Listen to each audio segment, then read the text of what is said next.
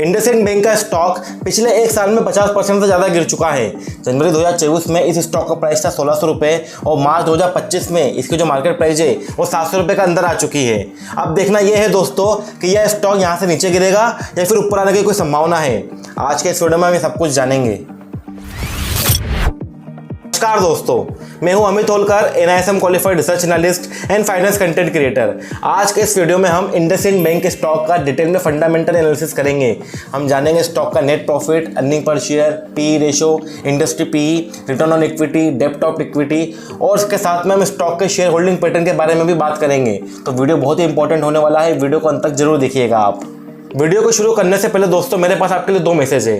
पहला मैसेज तो ये है कि यहाँ पे मैं आपको कोई स्टॉक टिप्स नहीं दे रहा हूँ, मतलब ना मैं आपको बोल रहा हूँ कि आप इंडसइंड बैंक को बाय करो सेल करो, ये सिर्फ स्टॉक का एनालिसिस है, दैट्स इट। दूसरा मैसेज ये है कि जो भी डेटा आप देखने वाले हैं स्क्रीन पर, ये मैंने ऑथेंटिक वेबसाइट इंडिया की money control and value research website से लिया है और दोनों ही वेबसाइट का लिंक नीचे डिस्क्रिप्शन बॉक्स में डाल दिया है। आप वहाँ पर जाकर इस डेटा को वेरीफाई कर सकते हैं। तो चलिए वीडियो को शुरू करते हैं।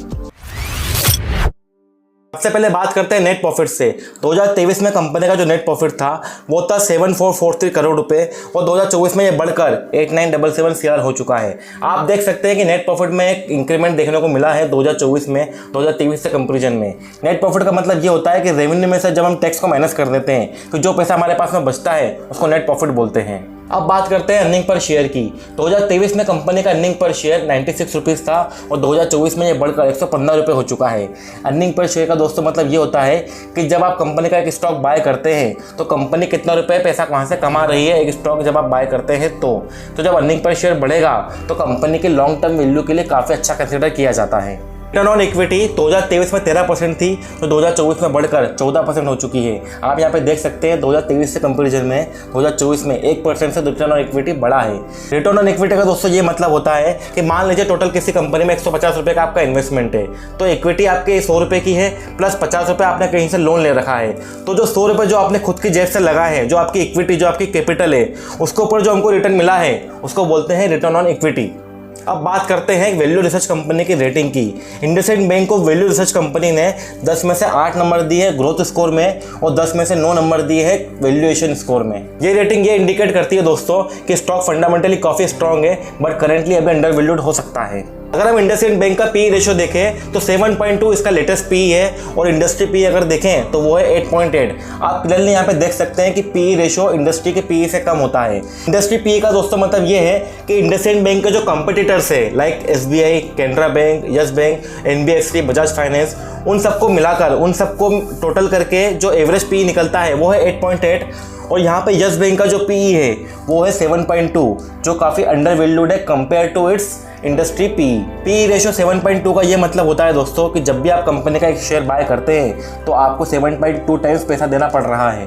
चलिए अब चलते हैं डेब्ट टू इक्विटी रेशो पे एंड डिविडेंड यील्ड पे।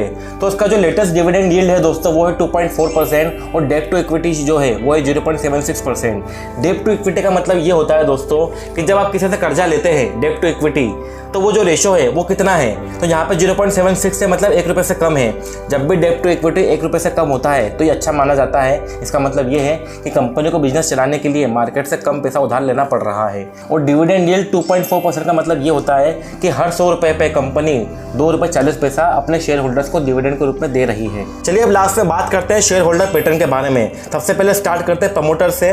एज ऑन दिसंबर 2024 के डेटा के अकॉर्डिंग तो दिसंबर 2024 में जो प्रमोटर्स की होल्डिंग थी वो थी 33%। मतलब कंपनी के 100% शेयर में से 33% शेयर जो थे वो प्रमोटर्स के पास में थे। प्रमोटर जो होते हैं दोस्तों वो कंपनी के टॉप मैनेजमेंट होते हैं, इंडिपेंडेंट डायरेक्टर हो सकते हैं जो कंपनी की स्ट्रेटेजिक प्लानिंग में इन्वॉल्व होते हैं, लॉन्ग टर्म विजन में भी इन्वॉल्व होते हैं। तो कंपनी के स्टेक होल्डर होते हैं डायरेक्ट लेकर देखा जाए तो। नेक्स्ट है डोमेस्टिक इंस्टीट्यूशनल इन्वेस्टर्स DII। तो DII के पास में जो होल्डिंग थी दिसंबर 2024 के अकॉर्डिंग वो थी 23%। DII का मतलब दोस्तों ये होता है जो डोमेस्टिक हमारी एजेंसीज होती है लाइक हमारी बैंकिंग हो गई, या हमारे म्यूचुअल फंड्स हो गए, राइट, लाइक NBFC कंपनीज हो गई, जो नॉन बैंकिंग कंपनीज होती है, पोर्टफोलियो मैनेजर्स होते हैं, या जो अदर फाइनेंशियल बॉडी है, वो लोग भी इसके अंदर इन्वेस्टमेंट करते हैं। किसमें? स्टॉक के प्राइसिंग, स्टॉक के अंदर, इक्विटी में। तो उन लोगों का जो शेयर होल्डिंग पैटर्न है, परसेंटेज है, वो दिखा रहा है 23%। नेक्स्ट है FII, फॉरेन इंस्टीट्यूशनल इन्वेस्टर। इसकी होल्डिंग थी FII की 19%। FII दोस्तों वो होते हैं, FII जो इंडिया के बाहर जो लोग होते हैं, उन लोगों ने कितना पैसा इंडिया में इन्वेस्टमेंट कर रखा है इंडसइंड बैंक में। तो फॉरेन इन्वेस्टर्स जो होते हैं, उन्होंने 19% का पैसा लगा रखा है, जो कि काफ़ी अच्छा नंबर है। मतलब आप देखिए कि इंडिया के बाहर जो इन्वेस्टर्स हैं, जिनको काफ़ी इंटेलिजेंट समझा जाता है, वो लोग भी इंडसइंड बैंक में 19% की शेयर होल्डिंग बैठे हैं एज ऑन दिसंबर 2024। अब लास्ट में पब्लिक इन्वेस्टर्स, मतलब पब्लिक हमारे जैसे लोग, मेरे और आपके जैसे लोग हैं, उन लोगों ने 20% की होल्डिंग रख रखी है इसके अंदर अभी भी। और लास्ट में गवर्नमेंट, तो गवर्नमेंट की मात्र 0.01% की होल्डिंग है, जो इतनी ही होती है गवर्नमेंट की, ज़्यादा एक्सपेक्ट हम नहीं करते हैं। यहाँ पर सबसे ज़्यादा जो इंपॉर्टेंट डेटा होता है वो होता है प्रमोटर्स का, then DII domestic institutional investors, then होता है फॉरेन इंस्टीट्यूशनल इन्वेस्टर्स। तो तीनों का परसेंटेज अगर आप देखेंगे तो 33% प्रमोटर्स का है, डोमेस्टिक इन्वेस्टर्स का है 23% एंड फॉरेन का है 19%। तो काफ़ी अच्छा यहाँ पे ये परसेंटेज है दोस्तों DII, FII प्रमोटर्स का। अगर आप तीनों को टोटल करेंगे तो 30, 40, 50, 60, मतलब ऑलमोस्ट 75-80% के पास, 75 से 80% के जो शेयर्स है वो इन तीनों के पास में ही है यहाँ पर। तो दोस्तों ये था इंडसइंड बैंक स्टॉक के बारे में डिटेल में फंडामेंटल एनालिसिस। अगर आपके मन में कोई क्वेश्चन हो इस स्टॉक से रिलेटेड, या और कोई स्टॉक जो आपने अपने पोर्टफोलियो में ले रखा है और आप चाहते हैं कि मैं उसके ऊपर अपना व्यू बताऊं, तो मुझे कमेंट करके जरूर बताइएगा। वीडियो की शुरुआत पर दोस्तों मैंने आपको कुछ बातें बोली थी, जो मैं वापस से रिपीट करता हूँ कि यहाँ पर मैं आपको कोई स्टॉक टिप्स नहीं दे रहा हूँ। मतलब आई एम नॉट सेइंग कि आप इंडसइंड बैंक स्टॉक को बाय करो, सेल करो। मैंने आपको जो भी यहाँ पे बताया वो सिर्फ स्टॉक का एनालिसिस था। अब आप समझदार हैं, आप अपने हिसाब से डिसीजन लीजिए कि आपको अब क्या करना चाहिए स्टॉक के एनालिसिस जो मैंने आपको अभी बताया है।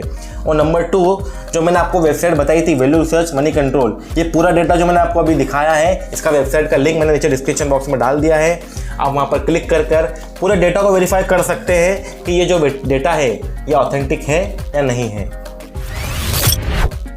दोस्तों अगर आपने इस वीडियो से कुछ सीखा हो और आपको ये वीडियो पसंद आया हो तो वीडियो को लाइक जरूर कीजिएगा। और अगर आप हमारे चैनल पर नए हैं और आपने हमारे चैनल को सब्सक्राइब जरूर कीजिए, क्योंकि मैं फाइनेंस के बारे में ऐसे ही वीडियो बनाते रहता हूँ। मैं मिलता हूँ आपसे अगली वीडियो में नई इन्फॉर्मेशन के साथ में। तब तक के लिए आप खुश रहें और समझदारी से निवेश करें।